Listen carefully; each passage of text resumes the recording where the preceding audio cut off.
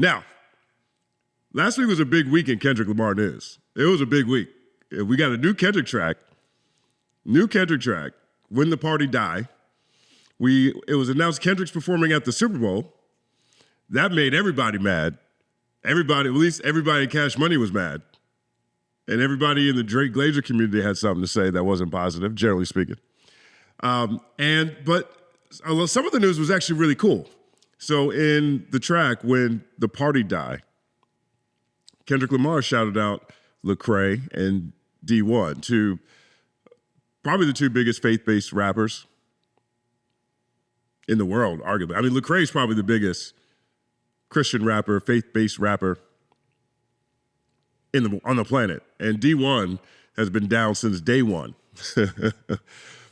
So that was actually really dope to see. And we covered all of this on the channel. So there's literally a video where if you want to see what Nicki Minaj said, or if you want to see what Jay Electronica said, if you want to see how even D1 and Lecrae reacted, at least initially, to hearing Kendrick Lamar shout them out on that song. Or if you want to break down that song. All that's currently on the channel for those of you who are just joining. Now, one thing that was really cool that happened this weekend was Lecrae went a step further. And he dropped his own song called White Air Forces. Because when the party die, Kendrick used a grimy pair of black Air Forces, black forces, like he just got finished, came home from a mission, and is reflecting a solemn celebration following a Shakespearean shakedown. And now his eyes are set on the culture at large. Street culture, industry culture. So Lecrae has a track that we're going to react to now called White Air Forces. And after I do this, because I'm going to do this, I'm going to react to this Lecrae track, but another Christian rapper named KB, he released a very powerful video commentary, celebrating the fact that Kendrick shouted out Lecrae and D1. And so I'm gonna cover both of those. Sunday is the Lord's day. But I honestly and truly believe that what KB has to say and what Lecrae says in this track, it resonates deeply with me. And I feel as though everybody can pull something positive from this any day of the week. Okay, so I'm excited about this. So let's hear what Lecrae has to say.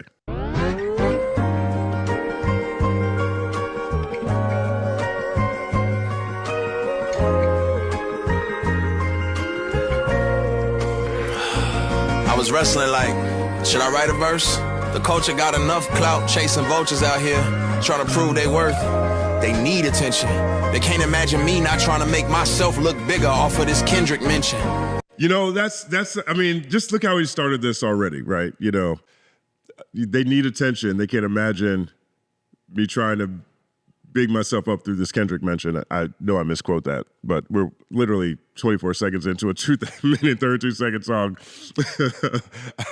But that is the truth, right? I mean, I know there has to be a pull for not even just Lecrae in this case, but generally speaking, anybody who is, questioning whether or not they're looking like clout chasers by marketing or capitalizing or appearing to capitalize off of someone who shouted them out or positive attention.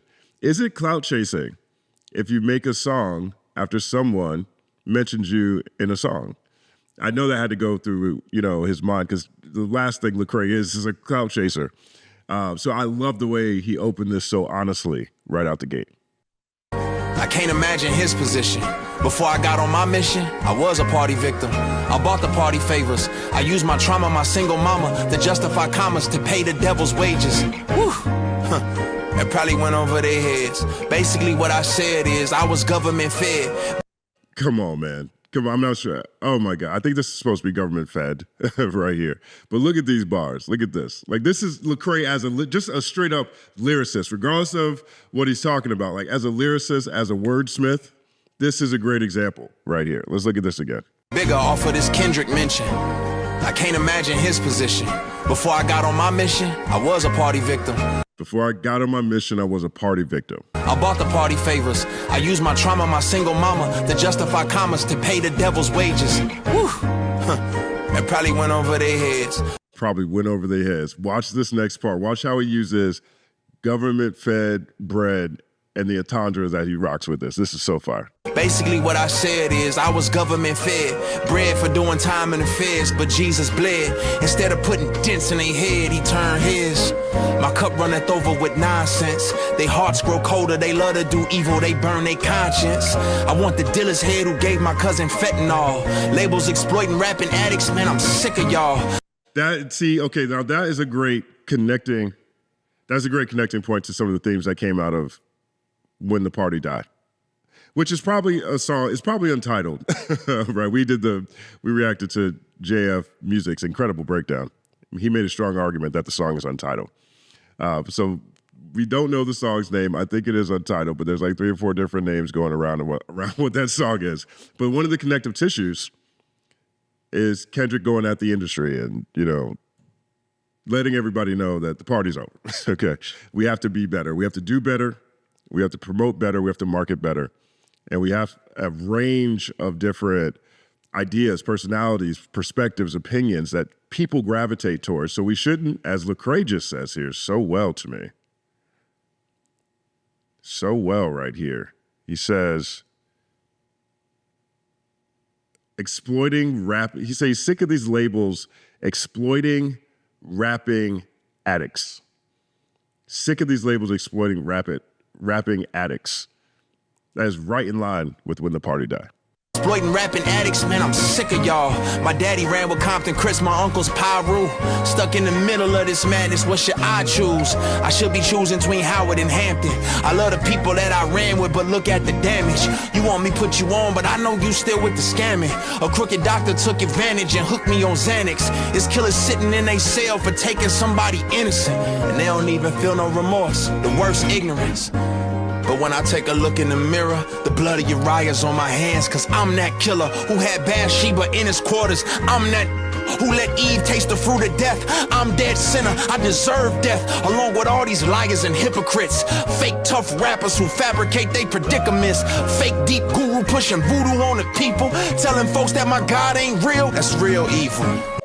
I mean, in this track too, right? I mean, I hate to compare this to Kendrick's, but since this feels like the other side of Untitled with a picture of black forces, since this feels like the other side, white Air Force Ones, I think the parallel is natural. This one exists because the first one came out and included Lecrae. But the similarities between these two, where they meet in the middle to me, is the frustration they have at the same cultural patterns or the same deviancy in society.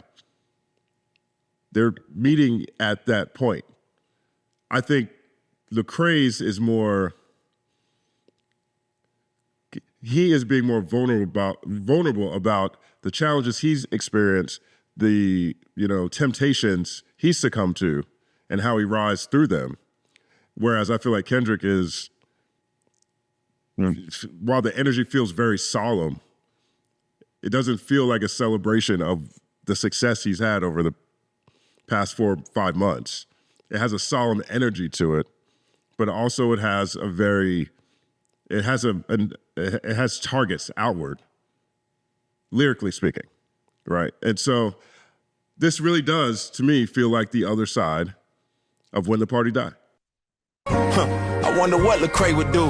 Hopefully seek the hand of God and tell him that he's incapable. But truthfully, I'm nobody to judge. My good deeds are like some period blood stains on a dirty rug. Oof, that imagery on that. My good deeds are like period blood stains on a dirty rug. Ugh.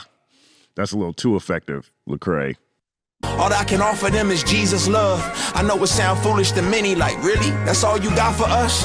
Yeah, the cross is foolish to the perishing. The world will call me weak and the saints will say I embarrass them. I walk the valleys full of evil, I'm aware of it. I can't condemn the world and burn all of the heretics. Love is patient, so I'm trusting in the narrative. In Christ. I can't condemn the world and burn all of the heretics. I'll run that last little part back real quick, but that also to me it reminds me of When the Party Died. Can't condemn the world and burn all of the heretics. I can't condemn the world and burn all of the heretics. Like, to me, that feels as though, and I know there's a lot of people who probably are more versed on the word than I am from a scripture standpoint. But that to me feels like Kendrick is literally on When the Party Dies saying, yeah, we killed the killers too because they kill innocent people. It's a misquote, but he says, we murdered the killers too because they target innocent people. Kendrick is like, no, everybody can't go. Everybody can't go. Okay. And Lecrae is like, I can't. And Lecrae is like, all of the heretics, sir. She says, I can't condemn the world and burn all the heretics. For me, that feels as though, that might make you become part of the world. You become of the world at that point in time. By exercising those emotions,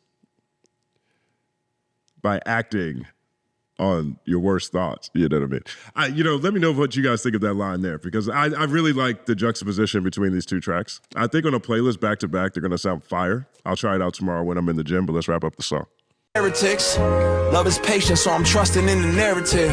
And Christ ain't watched the party die, he died instead of it. Christ didn't watch the party die, he died instead of it. Wow.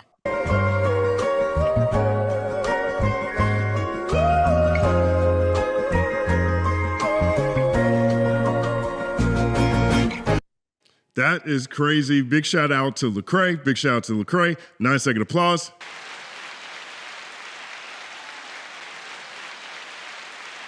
Word up, word up, word up. Now, I think I got most of my thoughts through this reaction, but I do like the juxtaposition between these two tracks. I'm glad Lecrae decided to put bars to this opportunity.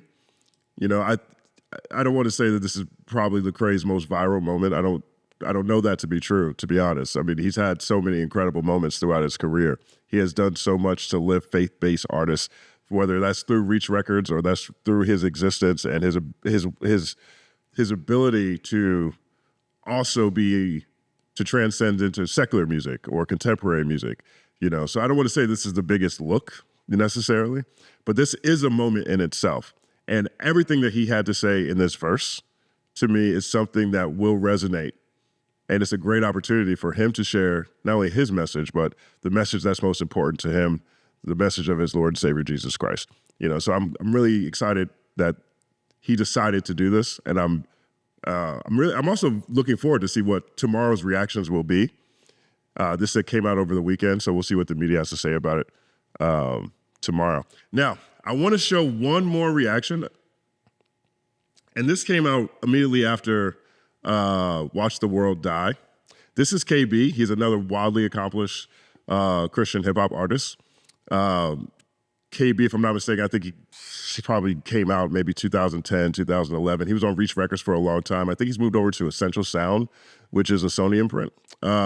He's worked with Lecrae, but Lecrae basically, he's going to explain this in the video, but he is very close with Lecrae and is very excited about Lecrae and D1 being shouted out in this song, and has a message for people for Christians in general, but for Christian hip hop community, and does a great job of contextualizing what this moment means. So let's take a look. It's your man, K to the second letter. God bless you and yours. Top of the morning to you. I'd like to pull up a chair real quick. Last night, Kendrick Lamar, Kung Fu Kenny, if you will, K-Dot, dropped in a song on his IG, wherein which for about 5 minutes, the man is lyrically going through this story of pain, suffering, violence, retribution, vengeance. He's talking about the state in which things are, the state in which things are. Speaking as a man from Compton, if you listen to K-Dot throughout the years, I was listening to K-Dot before he was known by really anybody. He talks about what he grew up in the language in which those around him spoke and speak in. In Compton, gang life is like religion. It's devotion. And through that lens, he is wrestling through the way things are. But you can tell he's also grasping for something else, desiring something more, something new. I think he uses the phrase new earth in there. A world of hope. A world, he's rapping about, where there's no evil, no demons and devils, no bad actors, no inauthentic agents. A place where we can thrive and breathe and live with our families. and peace. Brother, I know of a world like that. K-Dot, oh my God. The new heaven and new earth. This is the hope of glory. I'll put that aside for now. We can talk about that later. But anyways, he has this kind of wrestle. And at the end of the song, he's a captivating communicator, right? Like, he's a captivating storyteller. Begins to reflect on the way he naturally is responding to the world that is pushing against him. As the swords are coming at him, he's pulling out a sword in response. He's answering violence with violence. And he asked himself in a moment of sobriety, what would Lecrae do? And then he goes on to say, I wish that I had a heart like D1, a heart of compassion. Now, let me just first of all say, Lecrae is big brother to me. It's been that for a long time. In my early days, strong mentor in my life. I'll tell you what, I would not be where I am right now without the work of Lecrae. And I don't mean that just in a peripheral way. Lecrae and Dr. Washer at Reach Records found me and us in Tampa and in Southside St. Petersburg and gave me a chance almost 13 years ago. And I am always in debt to the brother. I am also especially proud of the homie D1, who has been more consistent, more faithful, more courageous, more bold. Play a D1 song today next to a D1 song from almost 15 years ago and see the through line. Make out. He's so right about that. He is so right about that. D1 has been consistent on his message, on his mission since day one. He has been calling people to task, whether that is the biggest celebrities, whether that is someone with a lot of power, and he has remained true to who he is, his belief and his faith since day one. KB is telling the truth about that. How he has stayed standing on business. D1 is the face of that. And we just got off tour together. We're planning on doing more in the future. That is my guy. I will ride for that brother. I die for that brother. And let me stop right there because I can go on for a minute in a kind of bromance. Excuse me, Mace Betha and Cam. I know y'all would get on me if you heard that. I can't believe we're in 2024 and pause culture is still a thing. It's still a thing. It really makes me wonder where your mind goes, where you feel like you have to say pause. Like, what are you generally thinking about? A lot of times people say pause, and I didn't even catch why they said it. But the fact of the matter is, these are our guys. These are our friends. And I told my son last night, I said, KBJ, Kendrick Lamar, he didn't know who K-Dot was, mentioned my guys, the guy. He isn't figuratively or metaphorically as big as the Super Bowl now. He is as big as the Super Bowl now. No shade. I'm just saying. The guy, the most respected rapper in the world, has referenced our guys, our friends. And KBJ responded to me, Daddy, why didn't he mention you? To which I responded, go to bed.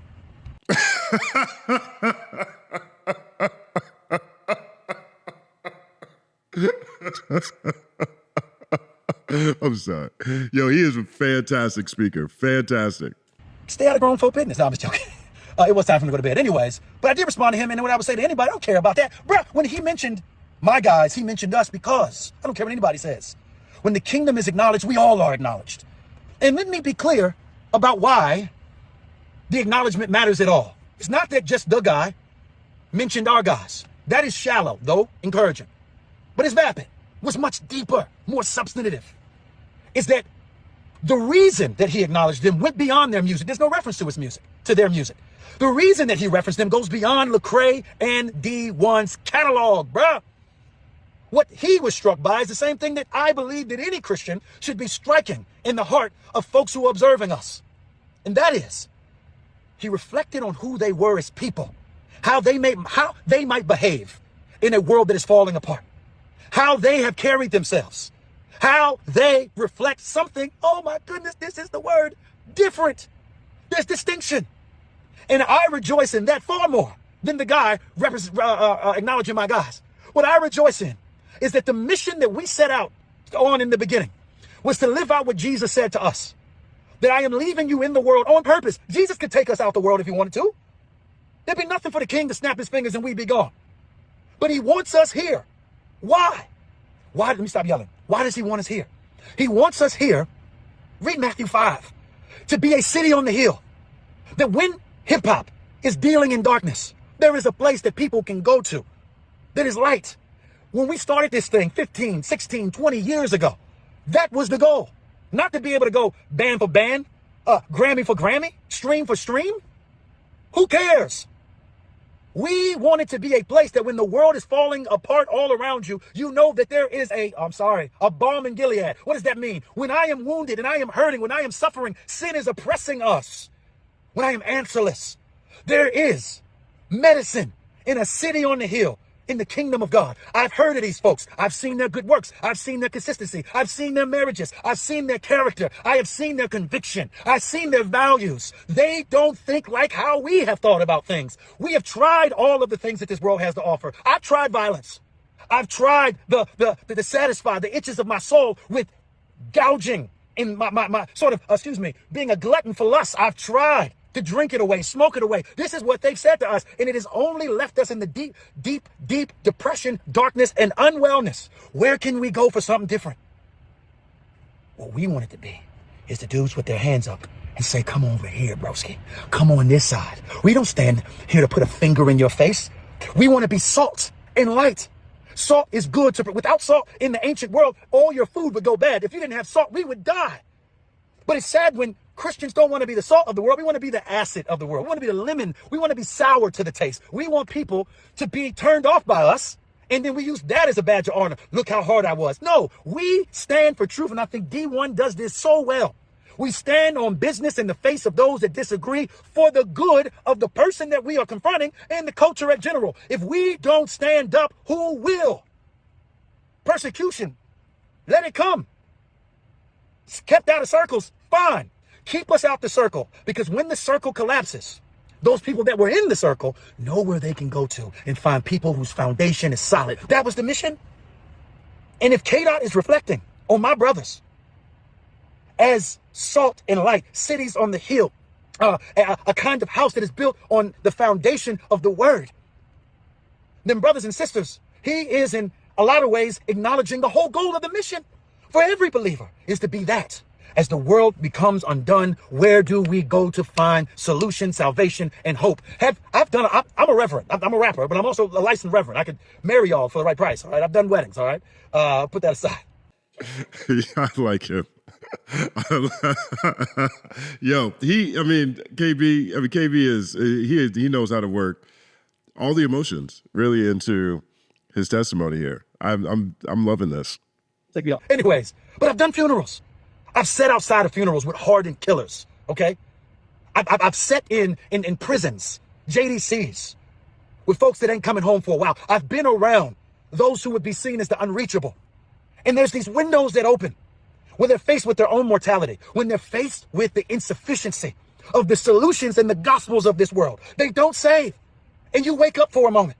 And I strive with all of my might, above all else, that when the windows open and you start asking the big questions, that I haven't become so over-leveraged by partisan politics, that I haven't become so over-leveraged with trying to fit in with the cool crowd, that I haven't become so sullied in my reputation, that I'm just as mean as I am a truth teller. I try to be, with all my might, a safe place that you can call when the windows open, that you know where you can come. You can come to KB, because he is the difference that I need in my life. That is the kingdom of God. That is Christianity. And I think that there's a powerful message, a powerful reflection, all right, in this moment about who we want to be. Not that the guys with the biggest names know who we are, but when whoever begins to ask questions of, why am I here? What has gone wrong? Who is God? And is there a heaven? They know where they can go to find those answers. Shout out to D1 and the man Lecrae. Peace. That's KB. I thought that was fantastic. You can see how this moment is reverberating through the Christian rap community, the faith-based community. And I think that is another awesome byproduct of this battle. A lot of times we get caught into a lot of the mudslinging, the wild allegations that have been levied on both sides between Drake and Kendrick. And I think we all agree at this point that When the Party Die isn't a Drake diss track, even if it references things that took place in that battle. There have been a lot of good things that have come out of this as well. And I think, the spiritual references that take place throughout these tracks in one way or the other, reminding people to be good fathers, questioning God or talking to God when you're questioning what's the right way to respond to a conflict. And in this case, highlighting Lecrae and D1 for their moral fortitude, for consistency and staying rooted in their principles, faith, and foundation while navigating this treacherous industry of cool filled with labels, investing in rapping addicts. And I think what KB said really captures the impact this moment has, not even just in the CHH community, but potentially it has on all of us. When it's another reminder that when you're living right, your spirit's right. One of the things we talked about at the end of I talked about the end of the Lil Wayne video. When you're working on yourself, you're improving yourself. What KB is saying is you open yourself up to the abundance that's before us all. So I just wanted to share that with you guys. Let me know what you think about it. My name is Justin Hunt. Like and subscribe to the channel. Follow at The Company Man on everything. It's all happening.